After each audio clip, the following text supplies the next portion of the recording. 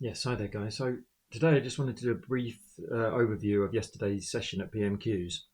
Before I get into the video, I'd be really grateful if you could subscribe and like the video if you find what I talk about interesting at all. So I'm not going to subject you to the whole thing, that would just be absolutely cruel. But I just wanted to have a little look at one of Mel Stride's comments within his exchange with Angela Rayner, because it got me thinking about the purpose of the Conservative Party now. So let's have a look what he says. Well, Mr. Speaker, when you cut out the blather, isn't the reality that this Labour government has condemned us to higher taxes, more debt, fewer jobs, more pain for businesses right up and down our country? Borrowing up, unemployment up, inflation up.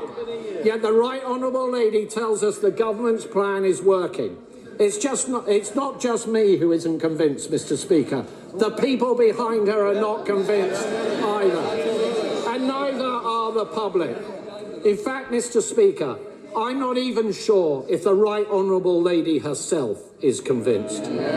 So can I ask her, isn't she just a little embarrassed to be defending policies she doesn't even agree with herself? So you heard it there then. The Conservatives are claiming that under Labour we face higher taxes, more debt and fewer jobs.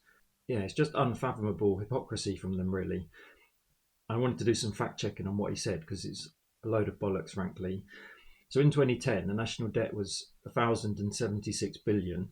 Now it's 2.8 trillion. Tax revenue as a share of national income was 33% in 2010. And after 14 years of the Tories, it was 36% and rising. However, in 2010, unemployment was at 7.9%, whereas today it's 4.4%.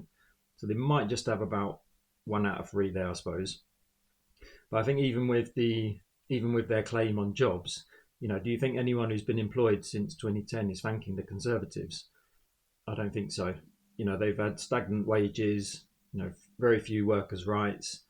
The work that they have got is probably insecure. Maybe it's a 0 hours contract.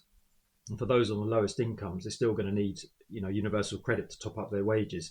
So if we're being generous, we can maybe give them 0.5 out of 3 for what he's claiming there.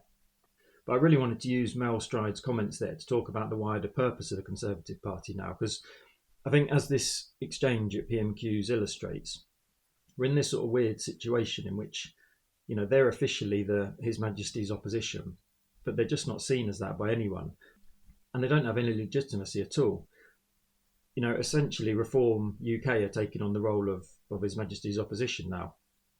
And the reality is that for the reasons I set out earlier, the Tories' track record of failure, they cannot be endorsed or supported in any way by our right-wing media. And they are the ones who set the political agenda in this country. So for our media ecosystem to survive, it cannot be associated in any way with these losers, because that would then call into question their entire worldview and they wouldn't be seen as legitimate. So the media, the right-wing media, they have to get behind this new shiny thing in Reform, even though Reform's made up of loads of ex-Tories and even though Reform are still running on a very Tory platform. So we're in very strange times in politics at the moment. There's an obvious changing of the guard on the right, perhaps similar to what happened in America with MAGA taking over the Republican Party. It's hard to see how the Conservative Party are going to survive this, but on the one hand, you'd think that would be a cause for celebration, but I'm not celebrating because, Reform are just as crap. But yeah, thanks a lot, guys. See you next time.